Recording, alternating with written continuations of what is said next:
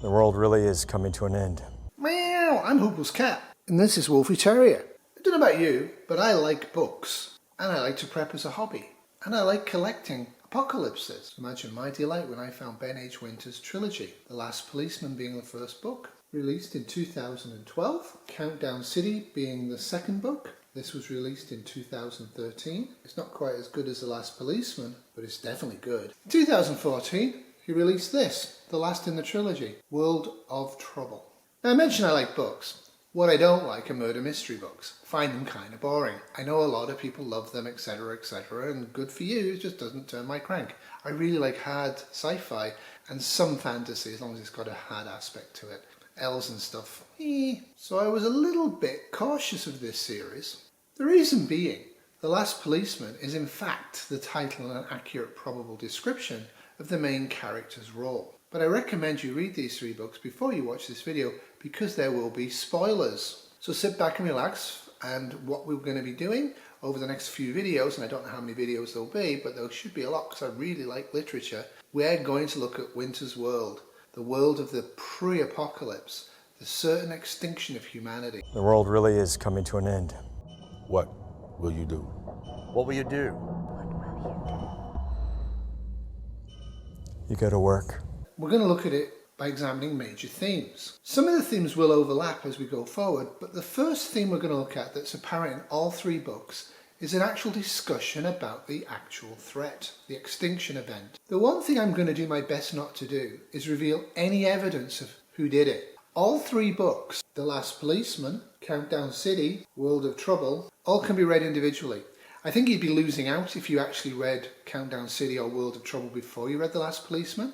I like to read them as a trilogy. In fact, to me, this is just one big novel. But every single book ends in a satisfactory way. Now, there is a timeline here, and I briefly thought about following the timeline, but then I decided not to. If you want to follow the timeline that's given in the book, read the books. The narrative's a linear narrative. It starts on a certain date and ends on a certain date. Only in World of Trouble do we get 2 brief flashbacks. This is an interesting trilogy. It answers the question, whether you're a prepper or not, whether you have faith or not. What do you actually do when there's an expiry date firm that you can't change, i.e. for humanity? There will be no last-minute reprieve. No miracle of science that stops it. No space mission to blow it Out of the sky.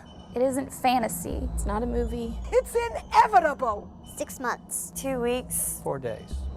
Boom. Everybody hear the news? Asked Detective McGully, big and boisterous, hands cupped together into a megaphone. We've got the date! What do you mean we've got the date, says Detective Andreas, popping up from his chair looking at McGully with open-mouthed bafflement. We already have the date. Everybody knows the goddamn date. The date that everybody knows is October 3rd. 6 months and 11 days from today, when a 6.5 kilometre ball of carbon and silicates will collide with Earth. Not the date the big meatball makes landfall, says McGully, brandishing a copy of the Concorde Monitor. The date the geniuses tell us where it's going to hit. Yeah, I saw that, nods Detective Culverson, settled at his own desk with his own paper. He reads the New York Times. April 9th, I think.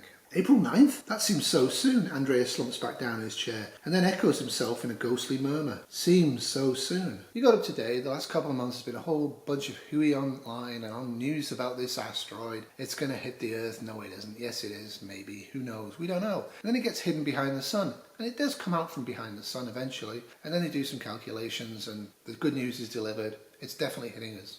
The bad news is then delivered. We can't do anything about it. NASA, China, Russia, whatever we do, we can only make the situation worse. It's going to hit and we're probably all going to die. The current environment. That's what I said to Martha. A missing person investigation is especially challenging in the current environment. I sigh now at the pale inadequacy of the euphemism. Even now, 14 months since the first scattered disbelieving sightings, 7 months after the odds of impact rose to 100%, nobody knows what to call it. The situation, some people say, or what's going on. This craziness. On October the 3rd, 77 days from today, asteroid 2011 GV1, 6.5 kilometers in diameter, will plough into planet Earth and destroy us all. The current environment. Well, it definitely would wreck my retirement plans. By the time we get to the World of Trouble, we're given the location. We'll get 15 miles. Science is beautiful. But where it's actually going to hit the Earth. The asteroid 2011 GV1, known as Maya, measuring 6.5 kilometers in diameter and travelling at a speed of between 35,000 and 40,000 miles per hour, will make landfall in Indonesia at an angle from the horizontal of 19 degrees. This will happen on October 3rd, a week from Wednesday, around lunchtime. How people react will alter with the proximity of the extinction event. We're all going to go extinct. I'm going to die, you're going to die. I'm hoping Wolfie never dies. I'm fairly sure he's immortal. But we all die.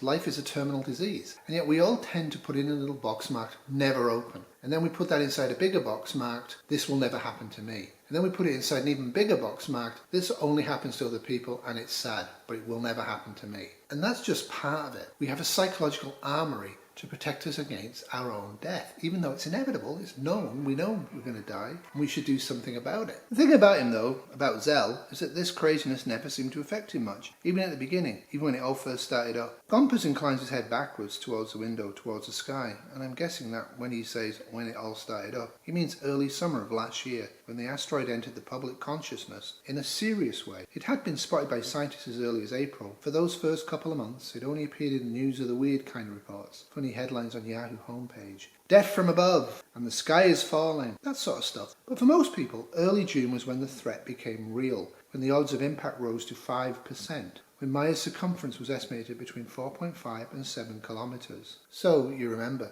people going nuts, weeping at their desks. I mean, what's the point? What's the point now? People talk about the asteroid that killed the dinosaurs like it just happened one day. All the dinosaurs were hanging out, all together in an open field. And the asteroid slammed down, destroyed them, killed them all, and all at once. Not so, of course. Some died on the day, no doubt about it, and probably a lot. But the whole business took years, generations maybe. They can't say for sure. They know that a 10-kilometre asteroid exploded into the crust of the Earth in the Yucatan Peninsula 65.6 million years ago, tearing a great gash from the planet and darkening the sky. And some of the dinosaurs drowned, and some burned, and some starved when the plants stopped growing, and some stumbled on through the new cold world. They ate what they could find and fought for scraps and forgot that there'd been an asteroid. Brains like walnuts, creatures of need, they only knew their hunger. A lot of species died. A lot of species didn't. This time too it'll go both ways. Most people will die in October and in the brutal cataclysms that follow, and then many more will die later. The sudden death verses are lingering. The instant and certain verses are drawn out and predictable. I think it's a truism that most people, when pushed, are going to say, if an atomic bomb falls, I want to be right underneath it at ground zero and just be wiped out. Or I just want to die in my sleep. Or if the asteroid hits, I want it to land on me. I don't want to feel the transition from this, life, to nothing. I definitely don't want to be alive and feeling pain and suffering. Whether you agree on that or not, that's actually a motivation for a lot of suicides, rational or not. But the sad sack truth of humanity is we will breed, fight and kill and do whatever we can to avoid dying, even if we know we're going to die in the next minute or two. That minute of extra life is something we will give everything for. Not to die is our animal imperative. It's only occasionally that our rational brains click in and we can look at it logically. And he used to work as an electrical crew foreman in Pennacook, but I gather he's had a hard time with the recession. Officially, says Paul quietly, I believe it's a depression. Yes, ma'am. Lieutenant Paul looks down at the incident report again. She looks exhausted. This conversation is taking place in early December, deep in the cold months of uncertainty. On September 17th, the asteroid went into conjunction, got too close to the sun to be observed, too close for new readings to be taken. So the odds, which had been inching steadily upwards since April, 3% chance of impact, 10% chance, 15%, was stalled. Late fall and early winter at 53%. The world economy went from bad to worse, much worse.